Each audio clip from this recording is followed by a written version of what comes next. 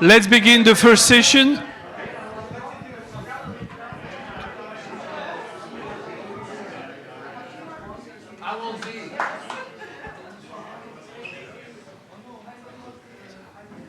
There is much more discipline here than in the classrooms.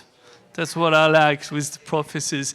Okay, thank you. Welcome on board for this session dedicated to, let's say, startup, large firms, but mainly something about intermediary. And what is interesting in the papers that we're going to see, that we're speaking about time, places, and rules, and the impact on how we manage open innovation. So 3 very interesting papers.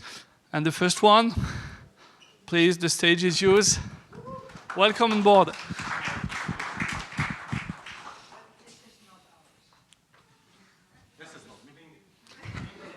Can I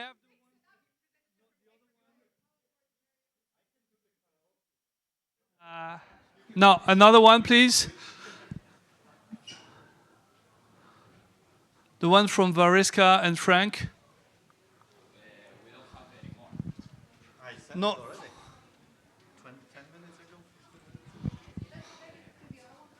Yeah, we can do the other one. Is it okay for you? Okay. Something about rules. We're going to begin by the rules and the places. Perfect. Okay.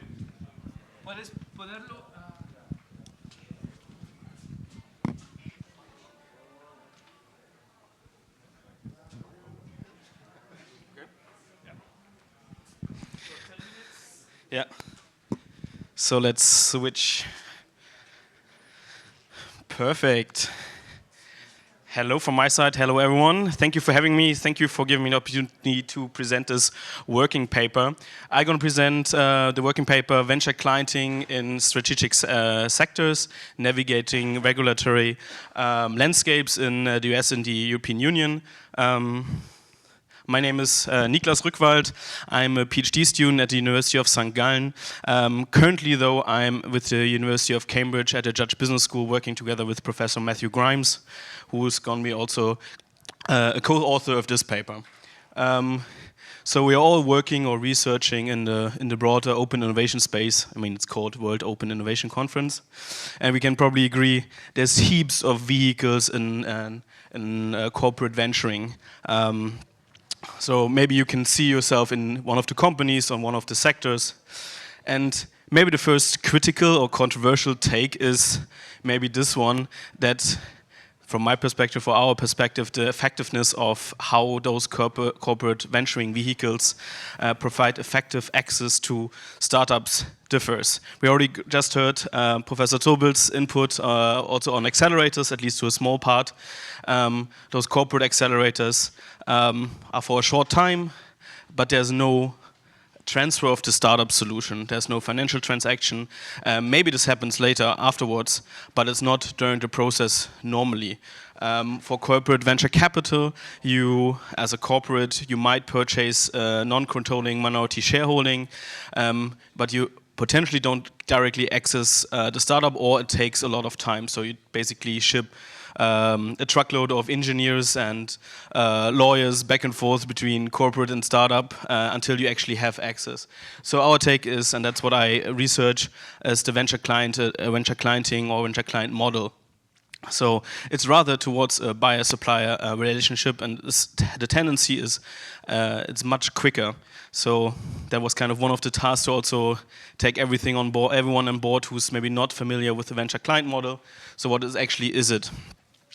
With a venture client model, you try to have access to a startup solution at a very early stage.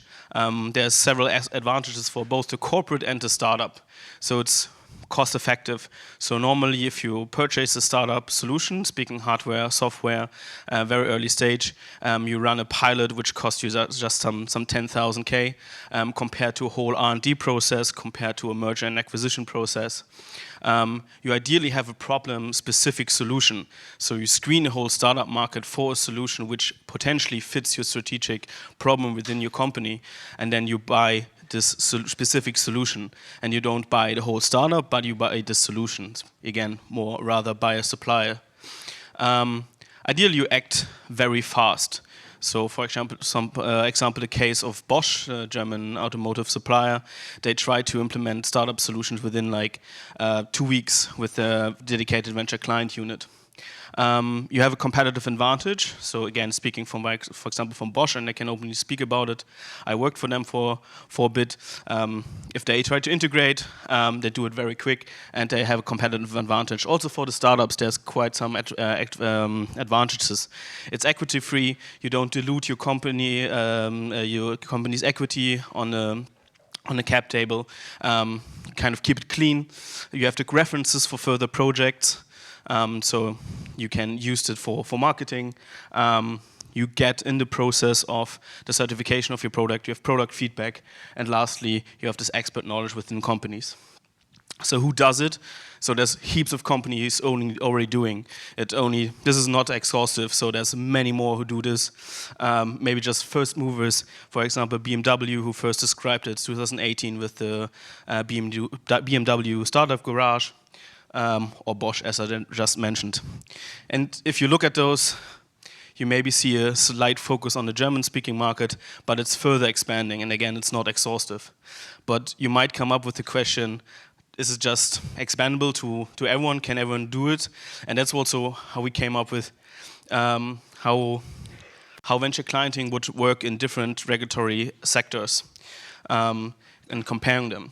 So we looked into the United States, which is often very much ahead of us in startup projects, in implementation, in venture capital.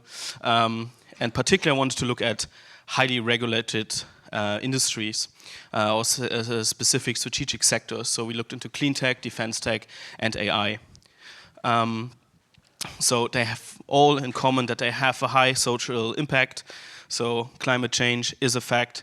So the green startups, green solutions are important. Defense, we're facing the attack of the Ukraine by Russia. So particularly in Europe, this is more and more important. Same as AI is probably the biggest technology change we experienced in the last decades. So coming down from kind of the first overview, we have a more decentralized guidance-led approach in the US, whereas like a more comprehensive rules-led approach in Europe. And the first implication we kind of saw or would assume is venture clienting is not a one-size-fits-all across the regions. So that's kind of the practitioner's approach, but we came down to several gaps.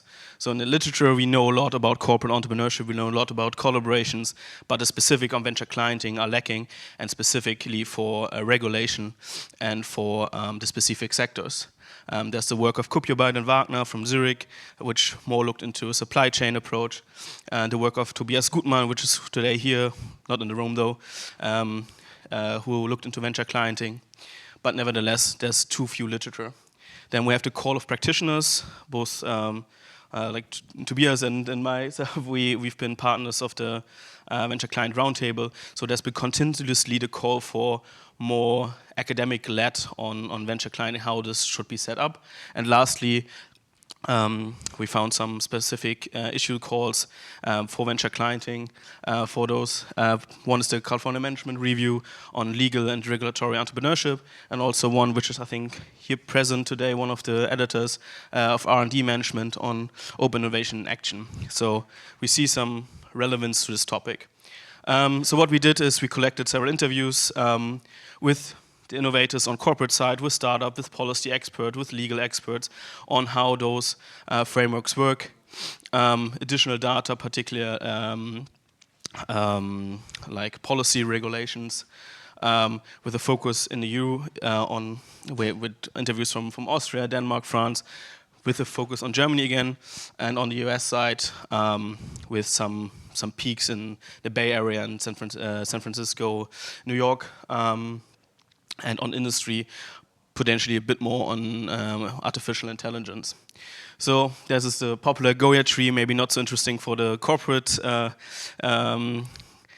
people on this here today, but basically we coded our interviews, looked like kind of for structures. So we had 15 first level concepts, We have 6 second-order themes, and then kind of the aggregate on the right-hand side. So we came down to our first proposition. So what is important in all those key sectors, in all those regions, what we kind of saw as a structure. And maybe it might be too fluff right now, so that's why I'm here. So I'm super happy about feedback. But navigating regulatory hurdles through adoptive process is super important. So all those companies and all the industries and all the regions, they face, of course, non-negotiable regulations, for example, in the defense sector. So how to overcome it is adapting their processes and collaboration and working with startups. So, for example, taking on a compliance officer in a very early stage, deal with these external kind of constraints, and kind of getting a tailored process. Then we have aligning the venture client initiatives with policy and strategy, which is crucial. So it helps the corporate if it's kind of in this collaborative process has, for example, on a Green Deal or on a sustainability topic, if this aligns with corporate strategy. So we have kind of a next level of legitimization of your project. And lastly, bridging organizational and cultural gaps. So I think this also was in the keynote of Professor Zobel at the beginning. Kind of this is always important to align those parties, that to work together, have open communication, and be aware of what the others are doing and what maybe some roadblocks. So what we hope and what we are doing right now, we try to expand the theory, of course, this venture clienting in this institutional context, speaking of those regulatories in the different regions. And we kind of, maybe that's a long shot, like a regulatory venture client capability, so a form of dynamic capability in venture clienting. For the practitioners, is quite along to this proposition I made based on the Goya tree. So involve regulatory officers, empower the internal champions, and lastly, kind of involve those government agencies, because this helps you both the collaboration process and lastly also the overall corporate strategy. And this probably is the most important slide, because I said it's a working paper, so far from finished yet. But I think there's some questions we currently have. So one is the theory. I bit skimmed through kind of the basement of the theory, but one with the big question would be rather going away from a very practitioner-oriented paper or proposition to more theory-based and more stepping into regulatory entrepreneurship based, for example, on the special issue I proposed or I mentioned. Then metrics aren't interesting, like kind of going further deep into which metrics actually measure this outcome of venture clienting. And lastly, should I maybe focus on something, focus on either the EU or the US, or focus on one of those sectors, because I'm fully aware they're, of course, also still very different. But it was a first approach with this interview, so I'm quite agnostic if I could also deep dive in one of them, but I think they have also some similarities, and they are all important. So that's only some questions. Happy to hear also your questions. I heard already from Romark, there's some coming, so happy to hear those. Again, it's a working paper, so fully happy to also getting critical feedback. Thank you so much.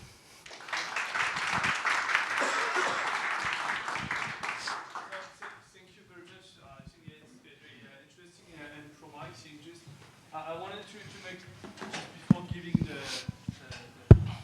word to the people, two remarks. The first things on the paper, you say that venture clienting, there was much lower risk than equity-based partnership. And this is something that we see in a lot of paper, open innovation paper. And I think this is something that it is false. Because when you stay at a strategic level, you can see, okay, it's equity, it's like a marriage, so you have more bonds.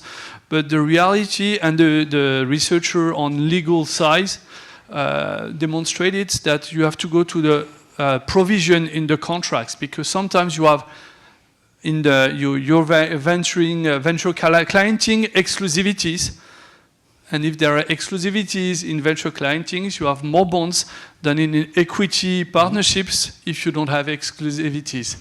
So that's why you have to take care of that, you have to go at the operational level, provisional level to see that.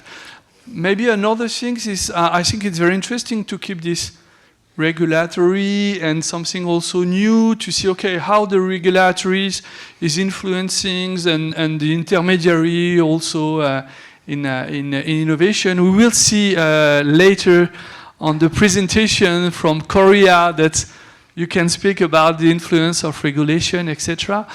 But maybe on the level, specifically on defense, where I know this sector, you cannot compare the United States of America and the United States of Europe.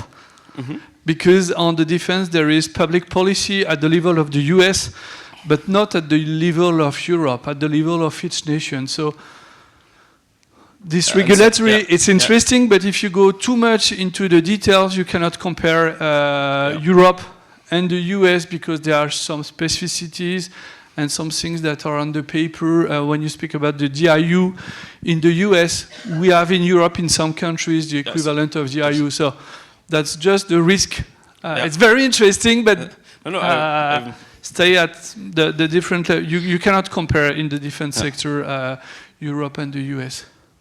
I'm not more statement of you, or should I? No, it's okay, and I will leave the room and we'll discuss on it later. So maybe if there are any other questions. Maybe just very short, because I think so. In the paper, I totally acknowledge that this is an issue because we don't have the EU as something like the US. So the DoD in the US, of course, acts differently, but still there is some aspects you can look at. And I think for venture clienting, it's mostly about the speed. Rather than kind of the trust or kind of the exclusivity, but good. Yeah, Henry. So I find this really interesting, exciting work, and so my first point is keep going. Thank you so much. I think you found an area that is developing very nicely on the practical side. It's happening. Yeah. And then I think we on the academic side have to work to kind of catch up and figure out, okay, what are they doing? Why are they doing it? Yeah. What are the tensions that are going to occur and so on? One possible tension that I'm not hearing in this work is if I am an entrepreneur, yes, and let's say we're in AI, since that was one of the domains of your inquiry, yes. Do I want to tie up with a corporate like Bosch or Siemens, or do I want to roll the dice and try to become the next OpenAI? Yeah. Which, yes, it did tie up initially with Microsoft. So it did have a client of sorts. But they've now been signing deals with many, many, many other companies. And so Romerik's point about exclusivities, from the perspective of the startup, from the perspective of the entrepreneur, there are benefits to the venture clienting, but there may also be some restrictions or limitations. So as you pursue this work, I would encourage you to think, of course, from the corporate side, as you are, and from the entrepreneur startup side, and what's going to be the big payoff for them. In some cases, they may not want to tie up with a corporate. If I may, you're spot on, because I think that's one of the beauties actually on the venture client model, because it's not exclusive to my perspective, at least from the startup I interviewed, for example, for Bosch, because with the venture client deal, they have a procurement deal, so they procure, for example, Bosch, but they are not exclusive to them. So in the process, they might also go to Continental, go to Hyundai, to whoever. So in this process, they don't actually, the really successful startups, they want to go to all those automotive suppliers or whatever industry they're in, because they perceive themselves as the next big player. And I think Open Innovation is a perfect example of starting with Microsoft, showing, okay, we can do it, have kind of this first logo or badge on them, and kind of from proceeding from there. So I think the very good ones, the very good startups and founders, they are aware what they have there in their pocket and kind of want to proceed from there. And you might even see the bit worse startup who kind of bind themselves to corporates. So it kind of might be a negative quality signal if they're kind of too quick on only procuring one. Yeah. So perfect, spot on, and I acknowledge that I maybe have to expand a bit on this. Yeah. Yeah, hi, good to see you in Bilbao. We're both from St. Gallen. I don't think we run into each other that often there. So I concur with Henry. I find this topic super exciting. I've also seen some of that venture clienting in the energy space. And so I think this regulatory issue, I think that's a really interesting focus point. I think here also kind of reiterating what I said earlier, I think I would view it more as a process. And then I think what I've seen in the energy sector is that these regulatory issues, they really slow down the speed. Yeah. And the speed is the main advantage of the venture clienting. 100%. And so I think that kind of tension to look at that, how they deal with that, or also I was wondering if you would want to also open it up into the choice. So is venture clienting then the best choice? Because I've seen that in some cases maybe an investment is better because then the regulator has more trust, right? If that utility invests in the startup and it needs more patient capital and more time for that regulation really to change. So I think also looking into these choices when you have regulatory burdens, how the startups and the corporates collaborate with each other could be quite interesting here. And I would be super interested to see those results. That's a very good statement to open up for, again, to the broader sphere of corporate open innovation, kind of the different vehicles, how the startups maybe choose or the corporate choose, and particularly the trust of regulators. Yeah, so it's a good aspect I put on the long list of, of options. So I'm Thiago. Congratulations on your paper. Thank you for sharing. I'm from La Salle Tecnova, the innovation park of La Salle. And I've been studying the implementation of open innovation in large corporations in a long-term view.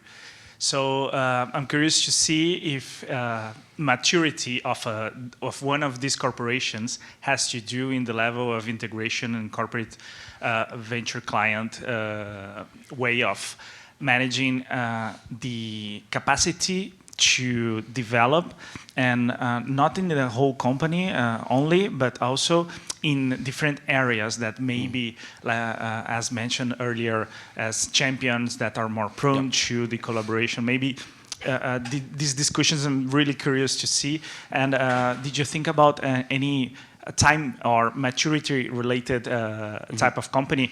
Because you, in the last questions, you said, should I focus on sectors? Maybe one question could be, should I focus on different maturities as well? It's a beautiful question. And that's kind of, in one of my first papers, I looked more into this, and I would say the really successful corporates in the ideal world, they set up dedicated, or so-called dedicated venture client units. So specific units within the corporations, kind of imagine a speedboat next to the tanker ship, which operates kind of with the startups, has access to everyone, and in an ideal world has champions in the business units, which help with the spotting of problems, strategic problems in business unit, but also help in the implementation of startup solutions because they kind of understand both worlds. So along this, ideally, of course, bigger corporates who can dedicate FTE, can dedicate capital, can dedicate kind of this positioning of venture clienting have an advantage. Same on startup side, more, if you want, maybe more established startups which had already some funding to bring the project kind of on this level where it can directly work in a pilot with a corporate. It might be at the last notch to perfect market for everyone. So it's kind of the last step. So it's maybe those rather than the very, very early ones because they have maybe too much trouble and they lack sometimes what we saw, the dedication and the FTE to kind of work with whole corporate teams because like just one corporate unit has more employees than the whole startup sometimes. So they again some more of the established ones. They have unfortunate advantage, and we've been thinking about it. So at St. Gallen, my home institution is the Institute for Small and Middle-Sized Enterprises. So we already thought like the beauty would be to kind of bring this to family enterprises. So like the 99.5 whatever % of the Swiss economy is family enterprises. To bring them a bit more of approach of venture clienting would be beautiful. So far we lack a bit like the perfect model to make it kind of mass comfortable. On the maturity side, I will take care of what is maturity and over time. I'm working on innovation procurement, and the most mature organization in France and in Germany, they were killed just after or during COVID. So a lot of major organization of clienting venture, they were killed just during COVID. So maturity for me on that, it's interesting to think about the long term. Last question, please. Thank you. Yeah, thank you for the presentation. I have a question about the, actually you talk a lot to the corporates, and I'm really curious to learn about, first of all, the performance metrics of this corporate venturing strategies, and second, when you talk to the companies, have you also asked, like, I mean, how many of them uses venture clienting as a percentage of their corporate innovation entrepreneurship efforts? Like, I mean, you define 3 strategies: CVC, venture clienting, and corporate accelerator. For example, I mean, which one was the dominant? How do they perform? I mean, is that part of your research, or you omitted that part? In 1 minute, is it okay? Because then we have a Sure. If I understood it, I think it's twofold. Thank you. So the one thing is what they did. So we only, the first one was corporate and startup. We spoke with both because it's always relevant for this process, how corporates and how startup perceive it, because what might fit for the corporates maybe doesn't work for the startup. So it has to be, there's 2 partners. So we spoke, I mean, the sample is a bit little, so we can expand on this, but we definitely spoke always. My question is actually, I mean, they use venture clienting, but also do they use CVC and also corporate? Yeah, that's the second part of it, and that's most startups, corporates we spoke by now focus on venture clienting. So I think we see accelerators getting less and less. Some of them have CVC arms, but they only chip in on the later stage. So if a pilot works, the implementation, and the corporate and startup want to continue, then potentially CVC might jump in. Okay.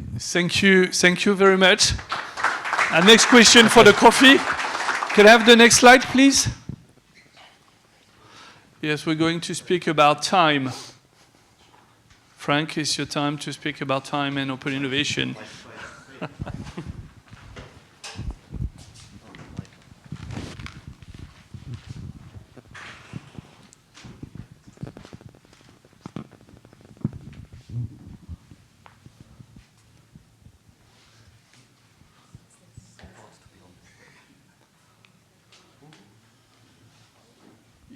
Yes.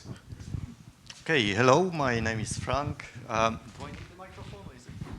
Yeah. Do I? Okay. So I'm from St. Andrews University of St. Andrews Business School, new business school. I'm here with Vareska. She will take all the questions, by the way, and comments. And we also have a third author who is a real job person, Corinna, and so obviously she's working, not hanging out here with us. It's a slightly different take, I guess, and for the conference. Generally, it's much more on we theorizing something different here. So a little bit of a context to give you an idea how the paper came together. I'm going to take you back in time, unfortunately, to the times of COVID, which you might completely ignore, erase, and it feels like ages ago. It wasn't. It was a few years back. And the paper is inspired, it started and came up when the COVID-19 pandemic started, and the first intelligent lockdowns, so-called, whatever that means, in Netherlands were announced. And that time, the ambiguity, uncertainty went up, nobody knew what was happening. Vareska and Corinna had access to the corporate venturing network in Netherlands, contacted a number of firms, thinking, well, we want to know how does that actually affect the sector, what's happening to corporate venturing when you've got crises such as COVID? What happens when you've got a lockdown? So they contacted the 45 large Dutch firm, got access to about 31, so pretty good response rate, ended up doing 38 interviews, semi-structured interviews with CV managers, all of them being semi-structured, very exploratory, kind of traveler minor approach when you go deep or you go wide, depends on your response. And all of it was driven by the questions around, well, how do you make sense of what's happening here? So really the initial frame was sense-making. That was the initial paper, initial thematic coding, and one of the things that came up, and that's when I joined the team as well, was time. People were referring to time in a very different way when they talk about the lockdowns and what they do in case of venturing itself. That pushed us to engage with the temporality literature. For both of us, relatively new. I knew about it, but not deeply. We went back to the data, took much more abductive approach, so we started looking what are the temporality aspects that manifest themselves in the interviews. We didn't ask, it was too late, the questions weren't asked what time is doing to it. It was more looking for how people make sense and what was the role of temporality in it, and what happens to CV from that aspect. Why time and temporality? When we actually started doing it in the first draft of the paper, temporality was coming up. It was pre-big buzz. Since then, I think it's the last 2 years, we had so many papers on temporality that it's hard to find 1 month without something in top journal coming talking about time temporality. Of course, we've got the CBS Center by Thor Hearn and a few others. And temporal work is taking central stage again. It's been talked about quite a few years ago. It's back, so it's en vogue again. It started foregrounding time and looking at it in a much more strategic manner. So time and temporality and playing with dates, times, how you use them in strategy, how you use them to communicate, to visualize, to push actually what's happening in the organization. So Skade and Valingata's very recent papers would talk about using time in a much more agentic way. We might be pushing, accelerating, decreasing particular processes strategically within the organization. The literature starts looking at time in a much more complex and multiple interrelated manner. So it's not there is one single time. We start thinking not dualities, but different manifestations of time, different use of time. It's a much more complex element. We embedded within different time frames, different time processes that interweave each other. Hearn would talk about a fabric of time, so different styles constantly impacting the organization. And crisis usually brings a temporal breakdown, so it's a really good time to study time during a crisis, because everything gets out of sync. Everything stops, accelerates, something happens. So it was a particularly good time.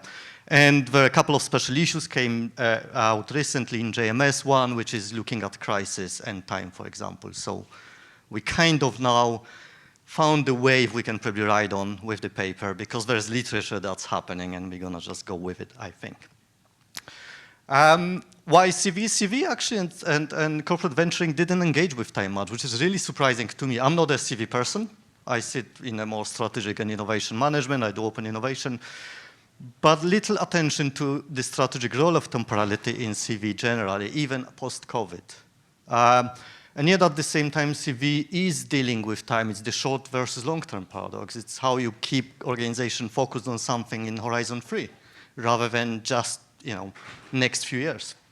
I think the keynote is similar. We're trying to deal with very long-term goals, and we know they're gonna get kicked under the carpet quickly, so CV is technically supposed to help with it.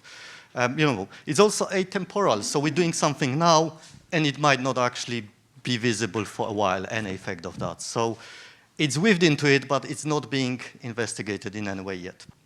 And crisis, of course, came and disrupted everything that CV does. I'm gonna speed up here. So I've been accelerated by a time placard saying 5 minutes.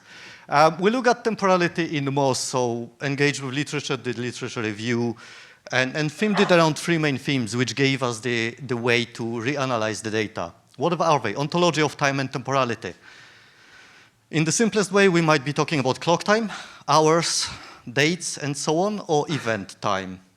And they quite often used together. There was a duality in the use before, and people said you either or, but actually they're always together.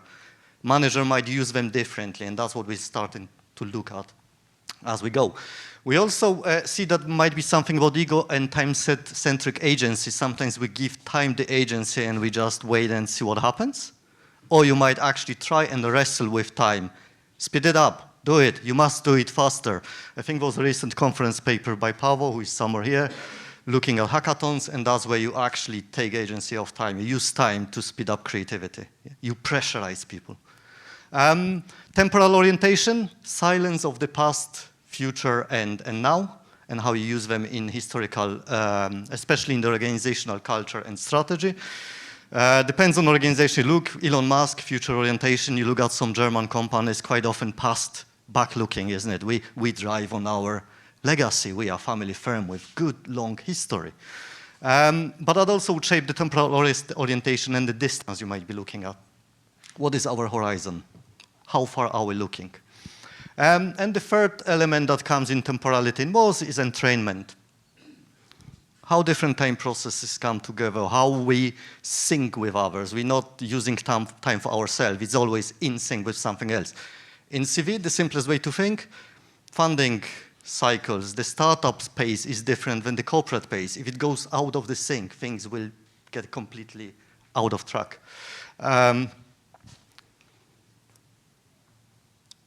This is our kind of coding data. It's not, of course, the coding itself. It was much more messier, but we're getting to what we actually illustrate.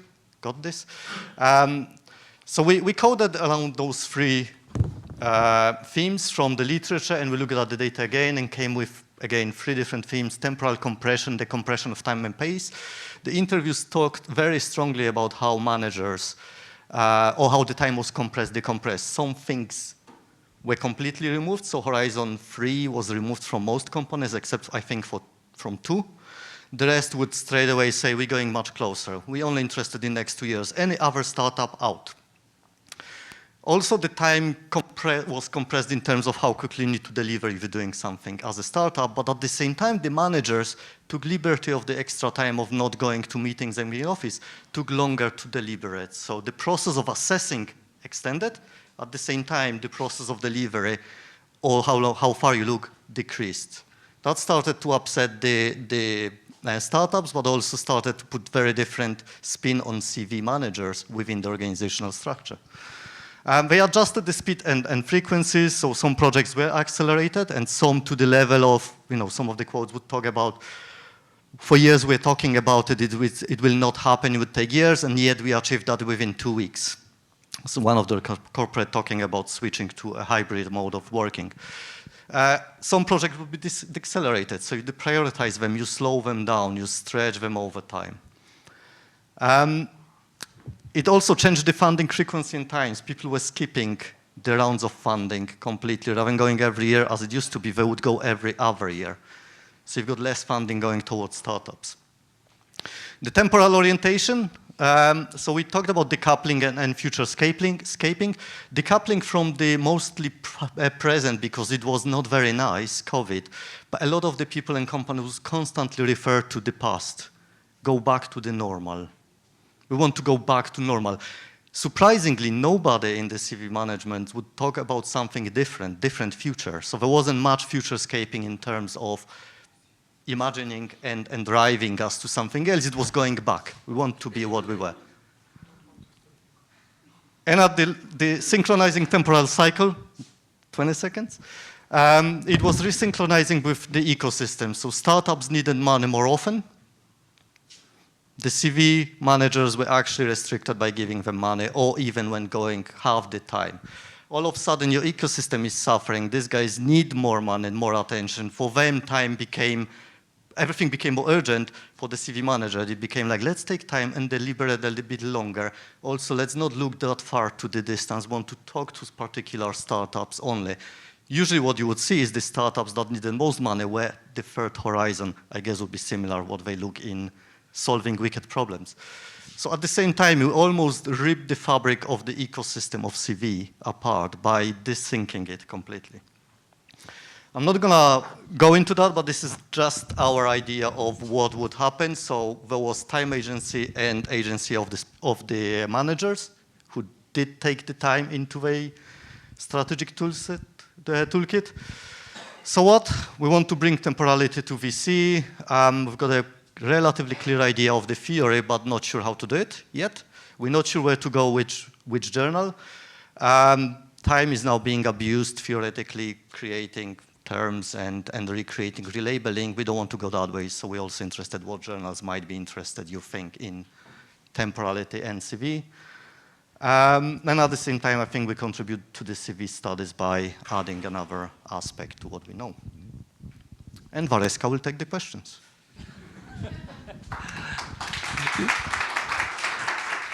Thank you very much. It's even more interesting than the paper, which is on the application. So thank you very much for this presentation.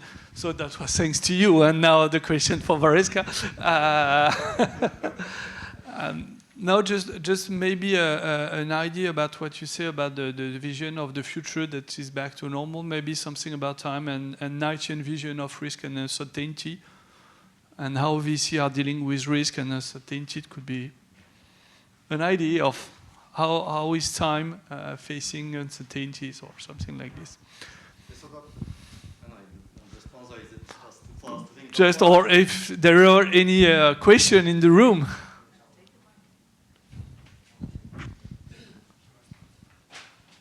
Yes. I found this very stimulating intellectually, and I think you are on a good path in thinking about using the COVID shock that no one really saw coming. And then seeing the response of CV under this shocked condition. I think it's a very good research design, a good place to look. If you want to go further and deepen, there's the breadth versus depth question you introduced. If you wanted to go deeper, I think these funding questions that you alluded to toward the end of your presentation are very powerful. There's an existential threat to the startup because money is almost gone. And meanwhile, the corporate venture people are stepping back and let's deliberate. And their job is secure. They're not, they're going to have a paycheck next month. So I think those moments are really powerful. So, thank you. Thank you. And maybe if I can respond to that very briefly, because one of the things that we were looking for also when we did the interviews was some sort of partner responsibility. You want to care for the partners that you have in the ecosystem, and we saw very little of that. There was a very harsh, we look at our portfolio and we decide which ones do we want to save and which ones are, we're ready to let go of them. So yeah, I think it's actually a pity that we can't go back in time to dig even deeper into that. Yeah, thank you. You cannot have access to mails and this kind of materials to see if there are traces. Yeah, it's complicated, but.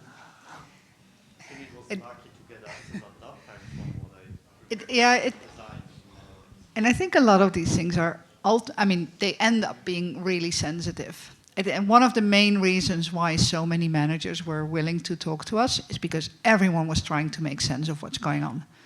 And they were, they just wanted to have a sounding board, and they also were very keen to learn what others are doing. So quite a few of these interviews actually ended up in us saying, well, you have to talk to this company because this is what they're doing, and maybe that might be useful for you as well.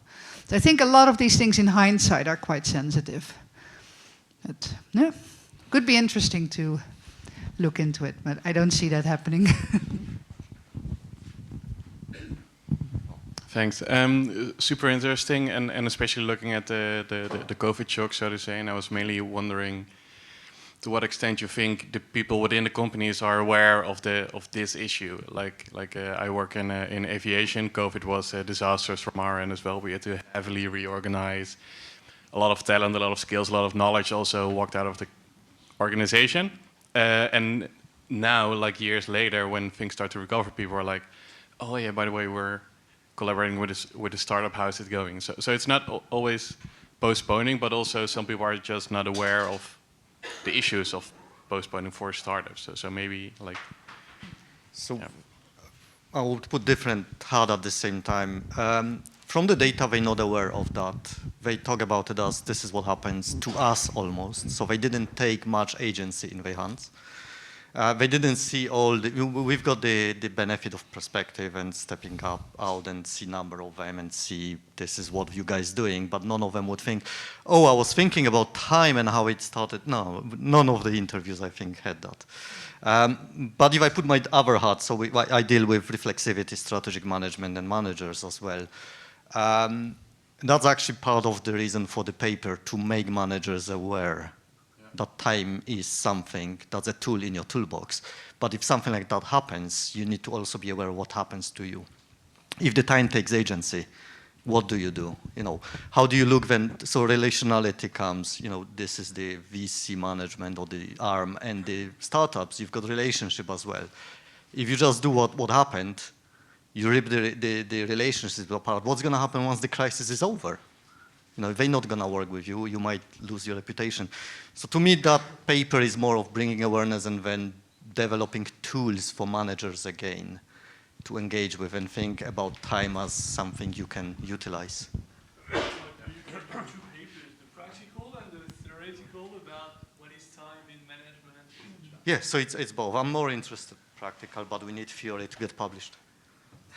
Yeah, hi, I'm a practitioner, so I'm not very good at academic stuff, but I'm just interested in, so I understood that a lot of these managers made time-based decisions impulsively, so they were not aware that this is an option of many, and therefore they were not aware of the risk, so just wanted to check that it was an impulsive, most of those time-based decisions were impulsive, Okay, that's... You talked to them, but from interviews, what I read, and I think the whole feel is, yes, it was on the whim, let's do whatever we could, because sometimes there was also pressure from top management. So they would, for example, say, hey, forget about projects far in the future. CV managers might see that's a problem, but they didn't have much power to do anything about it. So they just went along with it.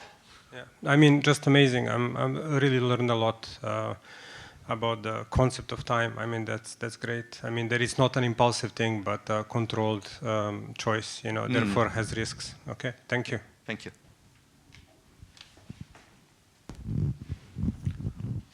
Any other question or? Yes, and Christine. I think that's really interesting. I really like the concept of time. I think we need more on that. What I found interesting from a more theoretical point of view in your story is these tensions between drawing from the past and looking into the future. So you have this organizational entity that's all about the future, right? Through corporate venturing and so on. And then you have this shock.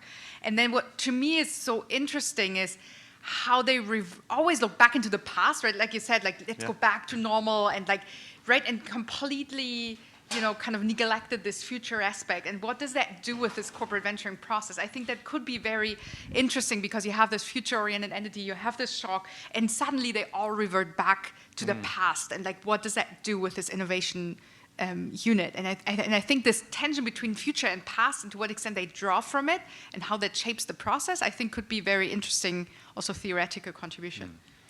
So to me, the shock to me when I read the interviews was they forgot about what they about. It's about future and how you deal with it. Okay, you prioritize but they completely just pulled the future closer, if anything. But what it did to them is interesting, and I don't know if we could go back at some point and talk to them. That could be an interesting question. Did it change how you do it? But it was very shocking that, and past became the thing they longed for. Nobody thought about different future, which not very imaginative. We have time for last question for Mariska. Hard one, please. Hard question, please. Oh, yes. Okay, bring it on. I'm thinking about the famous quote of never letting a good crisis go to waste. Mm-hmm. And if you could say something about what that meant for the corporate, and the venture, and how that's different for them. We ended up organizing a session with all the participants to share our insights, etc. And we actually had tiles, like the typical Dutch tiles, printed with this quote, never let a good crisis go to waste. I don't really... So what I found interesting is that the few companies that were really sort of not so much affected by COVID and that were able to sustain their corporate venturing activities were actually the ones that had lived through crisis in the past. And they were, so in that sense, I think it pertains more to the crisis they had experienced. They were like, okay, we've had other crises, we survived. Actually, to come back to your question about the airline industry, we have one company in the paper, which is an airline, where, I don't know if you remember, but demand dropped by 95% more or less. And they were saying, well, you know, we started our innovation fund during a crisis, so we'll be fine. So I think the crisis experience definitely brings some learnings and some sensibility to it. Whereas we found that the ones that were less experienced in corporate venturing, they were also much more like, oh, we need to stop everything or abandon everything we do, and so they didn't let the historic crisis go to waste. Yeah. Again, they justify the future of investment by talking about in the past we didn't stop, it paid well. So the past was important to the managers to protect what they were doing. So that future that the others scrapped. So that was just, you know, how they played with the words in the past and how it all comes together. Okay, great. Thank you very much. So after regulations, after times, now we're going to speak about countries. Do you want to come for the last presentation? Welcome on stage.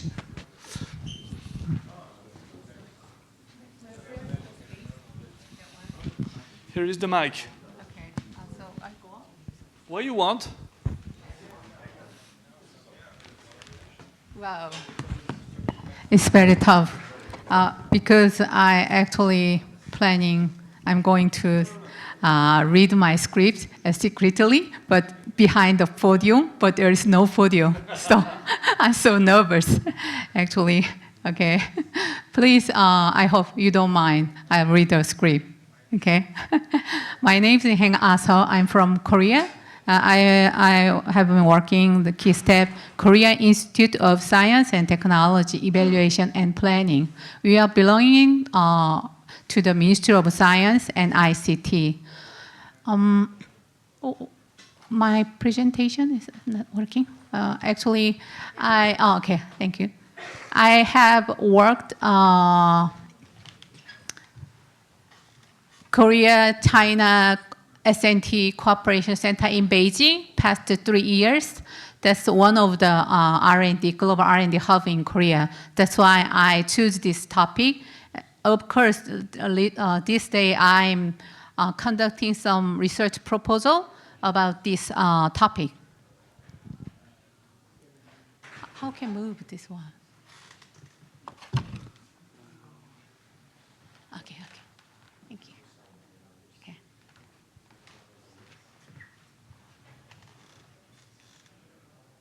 Okay. Okay. Now it's time to read. Okay. Globalization is reshaping how innovation happens. So research and industry and policy now cross national boundaries. Countries are establishing global R&D hubs that link science, technology, and diplomacy. But so Korea, we have 53 global R&D hubs. For example, the 3 is very representative case. KISS Europe and KIC Silicon Valley and COSTEC that I worked in China.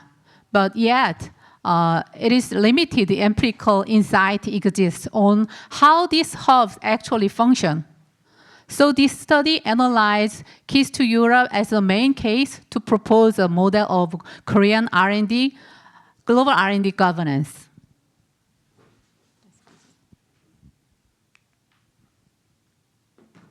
Okay, this is explain the research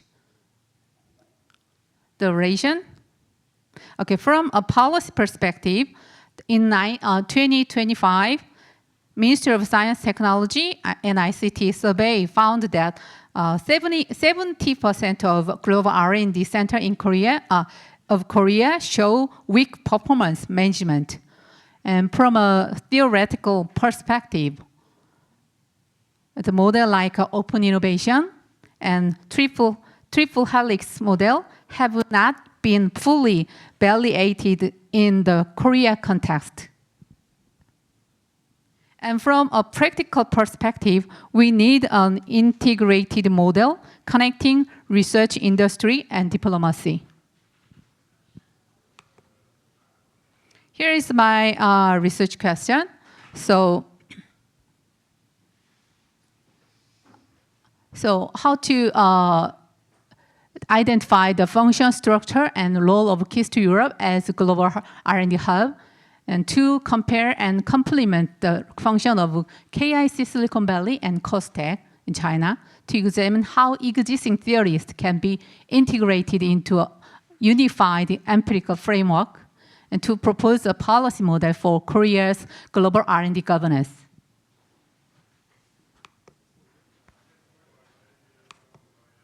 Okay, the research framework, this study used 4 analytical dimensions. 1, knowledge policy integration. The second is innovation, industrial transformation. The third is policy diplomacy network. Fourth, sustainable governance. It's a kind of a comparative case study using, here. Okay, it's kind of a case study using the Ministry of Science ICT survey data and institutional reports and interviews. The main case is the 3 cases as comparativeness cases. Together, they illustrate Korea's evolving model of global STI governance. Okay, before I made some case study. I just briefly introduced the Korea. So mainly it's under the ministry. So the Ministry of Science and ICT is a key ministry. They operate the 35 R&D Global Center. So that's why I focused on these cases under the MSIT. Okay, MSIT, they have 2 very core some SNT measurement agency we call the NRF and NST. NRF is a National Research Foundation. They have the 18 overseas office in 9 countries or worldwide. So this time I picked the KIC, KIC also the many country, Washington DC, Berlin, Beijing, Silicon Valley. I picked the Silicon Valley, and SNT Cooperation Center also very worldwide, Brussels, Stockholm, Moscow, and New Delhi. But I picked Beijing because I work. I was, and then another center, strategic R&D. And NST also operate 12 overseas branch operated by Research Institute. Okay, I choose the 3 centers located. KISS Europe is located in Germany, Saarbrücken, and Silicon Valley. KIC is located in Silicon Valley, and COSTECH is located in China. So their type is so quite different, and their core function, I can say that very similar and very different. Okay, this is my main survey result. I used the 4 dimensions. So under this dimension, I just try to find some particular activity, some function by each. Sorry.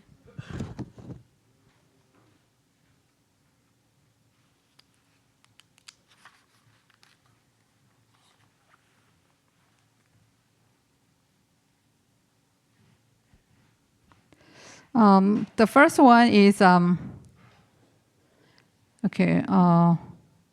KISS Europe. KISS Europe, under the knowledge policy integration, it engages in Horizon Europe and MBMF project, publishing policy reports for EU-Korea cooperation. So second, under the innovation industrial transformation, it promotes technology transfer and supports startups entering the EU market. It also contributes to policy diplomacy network through cooperation with the OECD and EU JRC. Finally, its sustainable governance is strong. Joint Korea-EU funding, stable personal exchanges, and institutional continuity. In short, Korea, Keys to Europe, represents a policy research integrated model with high institutional stability. Okay, second is KIC Silicon Valley. It connected for knowledge policy integration. It connects government initiative like K-Startup and K-Global with startup acceleration. In innovation industrial transformation, it supported over 50 startups and attract around $200 million in investment, earning CES Innovation Awards. For Policy Diplomacy Network, it collaborated with Stanford University, Blocks and Play, and venture capital firms, strengthening Korea's economic diplomacy. And under sustainable governance, KIC operates as a public-private partnership with 43% of its budget is self-funded. This makes it a sustainable entrepreneurial model for global innovation governance. 2 minutes. Oh, okay. Finally, COSTECH China in Beijing is under the knowledge policy integrate. It runs the Korea-China S&T policy task force and develops joint policy agenda. And innovation, industrial transformation, it organizes AI, green tech, and hydrogen collaboration road shows between Korea and Chinese firms. In Policy Diplomacy Network, it hosts the Korea-China S&T Forum and signed bilateral MOUs and under sustainable governance. It maintains long-term government funding and a digital policy. So overall, COSTECH represents a policy-based and diplomacy-focused model.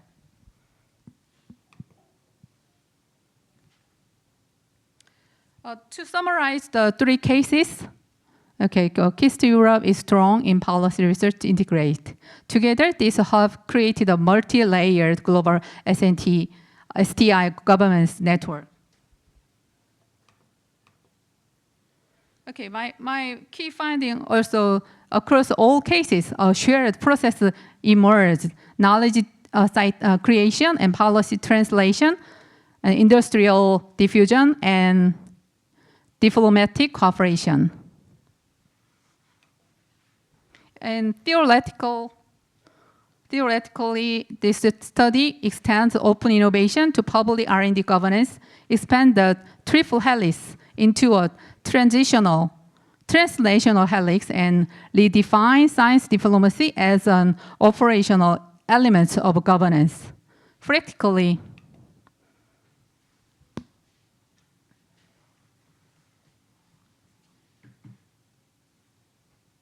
building a K-global R&D network, developing integrated performance metrics, and institutionalizing sustainable management system. So finally, my conclusion, my future, it's because this is very descriptive study. So I hope the future research is more focused on to validate the transitional helix model through comparative study in Asia and EU context with India, Singapore, EU, and to applying network and big data analysis to map into hub knowledge flows. Thank you. Thank you, Inga. I invite you to read the case study in the paper because they are very interesting to discover these three different models of center that you that you described. But in the paper, when you compare the three models, I was wondering whether the difference were coming from national innovation systems or the regulations that we saw during the first presentation, or something about the scope or the role, because they have different scope of role. So did you study the difference between regulation and scope of each center? And maybe I had a second question. On your description table at the end, you were speaking about tech diplomacy for the US center and diplomatic intermediary for the China center. What is the difference between tech diplomacy and diplomatic intermediary when you are a technical center? Let's go back to the... It was in the paper, I don't remember, yeah. The what? It was in the paper. Okay, so what, so... But first, when you compare it, do you see the impact on how is it working? Is it mainly due to regulatory environment which is different, or the role of each center? You know, to make the differences. Say, okay, so what? Yeah, background of each R&D hub. I call the R&D hub, but actually this is their objective. Their goal is different because they're also built by different minister, but mostly it's built by Minister of Science and ICT. But their role is actually as far as we know, in the beginning they just only very simply built to support the science and this technology cooperation, because we need their country's technology, so we need their technology transfer and commercialization.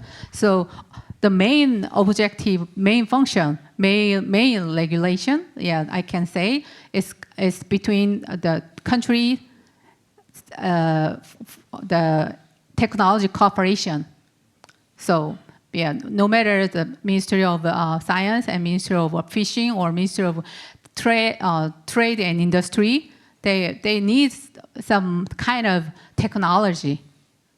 Yeah, and then also another technology I can say is kind of a joint cooperation, joint some research. They can do some joint project, or they can, and then the other side is a startup, or it's kind of some it's market.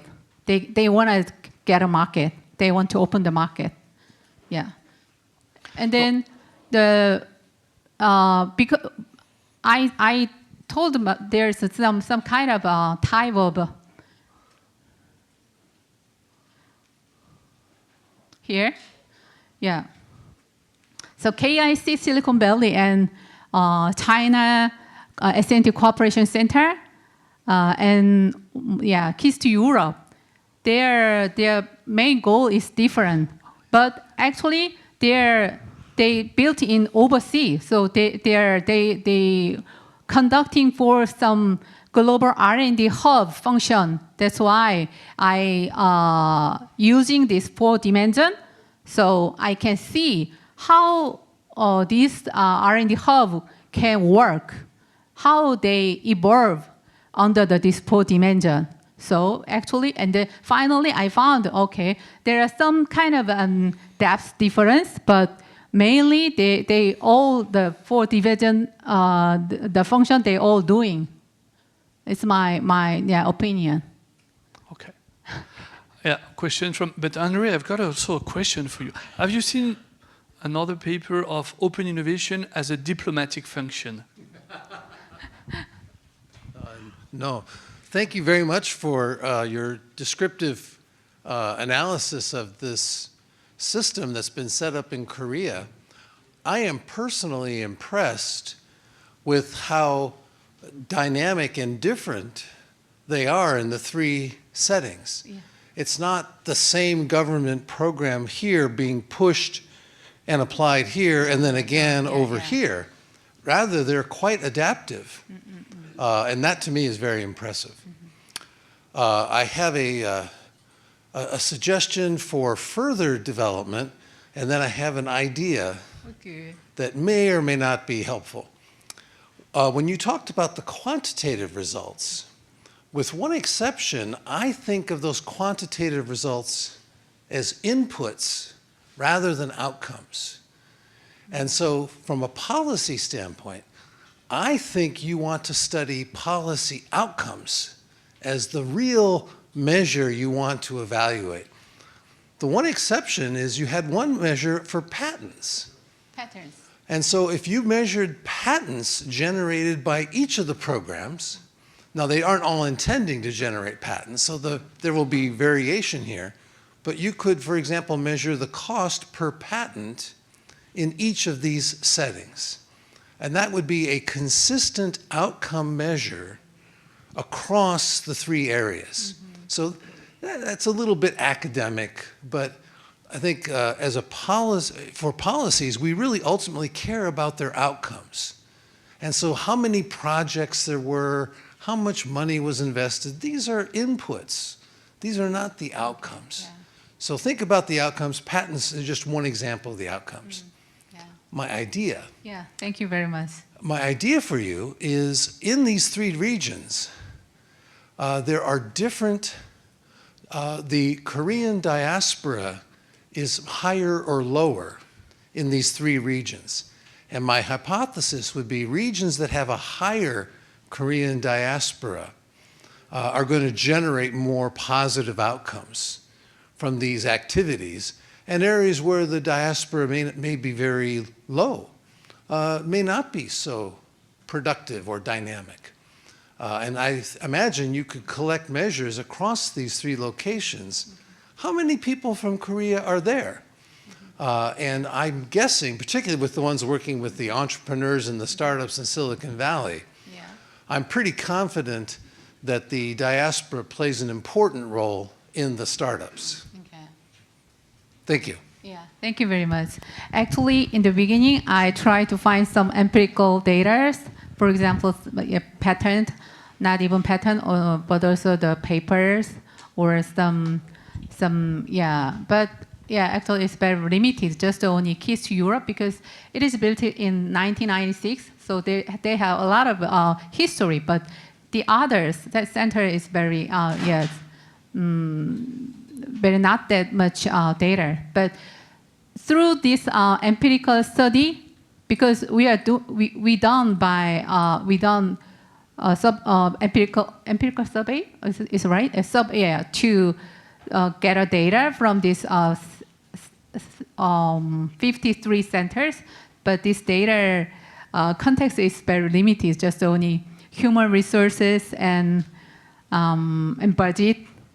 And then performance is very limited. Yeah, just only a few centers have a pattern, but the others just only focused on the information sharing and knowledge networking and having some forum like that. That's why. But I really very focused on this Korea's Global STI Cooperation Center, their function. So our Korea government also very regards it very important, some factor to improve international cooperation. That's why I can use your idea and your opinion. I try to improve my paper later. Thank you. Okay. Hello, thank you for your presentation. This is Sandra Cordobes from Tecnalia Research Center here close to Bilbao. So I am very happy that you introduced another type of agent in this innovation ecosystem, not just big industries, startups, or universities. And I feel that our role as research and technology organizations is not just we transfer from what universities do to what industry should sell. We sometimes are co-developers of those innovations. And I felt a lot of empathy with your presentation. Two questions, two comments. When you open a new center in another country, this is what we are feeling.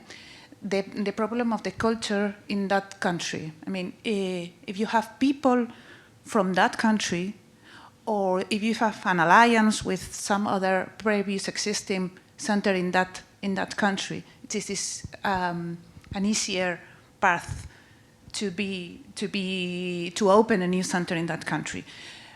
This is something. Okay, no, it's not just I am coming here and I open my previous culture in the new country. So the culture factor is key for us. This is what we have felt. We have another production center in another country, but with people from that country, and with a very big alliance with some previous existing agent in that country. This is one point. How you have introduced a new center in a new country, first comment. And second comment, I agree with the comment of Henry Chesbro from my previous comment, and it's dealt with metrics dealing in different steps of the innovation, not just measuring the euros at the final. I mean, okay, they have transferred this, or they are invoicing this amount of euros, but steps in, I mean, metrics from intermediate steps. Okay, euros coming from administration, I don't know, patents, okay, but I will go farther. Euros coming from that patents that have been transferred, or startups created, employees created in that, employees in those startups. I mean, we go further, just euros invoiced by those startups. But there are different metrics in different steps. So it's just to have a wider perspective from different steps. Just a comment from the other comment. Thank you very much. Yeah, thank you. Thank you. Yeah. Any answer or? Okay. In terms of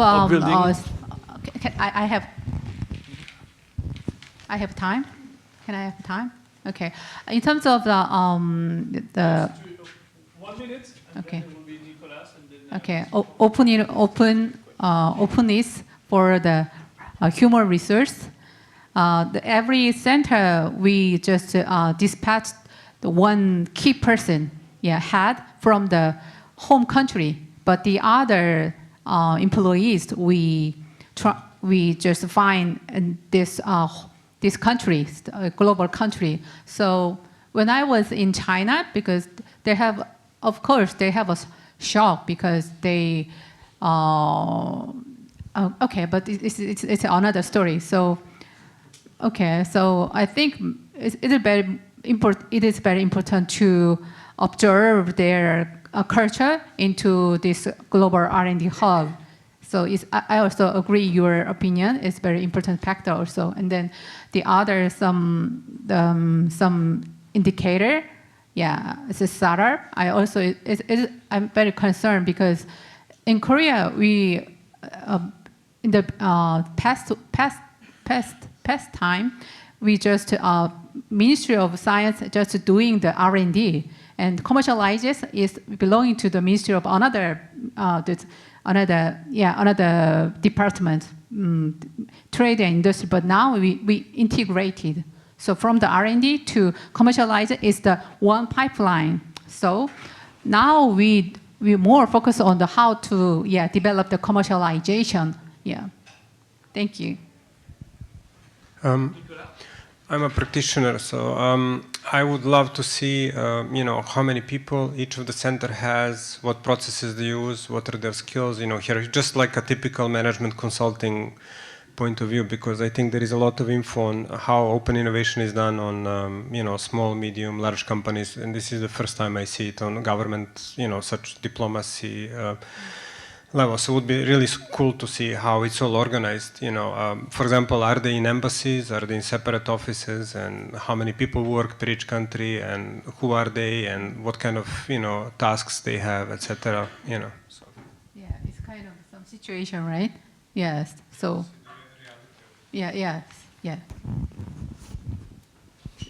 Well, so my answer is In 30 seconds because they are waiting for coffee. okay. I can maybe send this Korea, this 53 centers situation very briefly. Yeah. So their managing is depends on their head. So all the style is very different. So the government want to be control.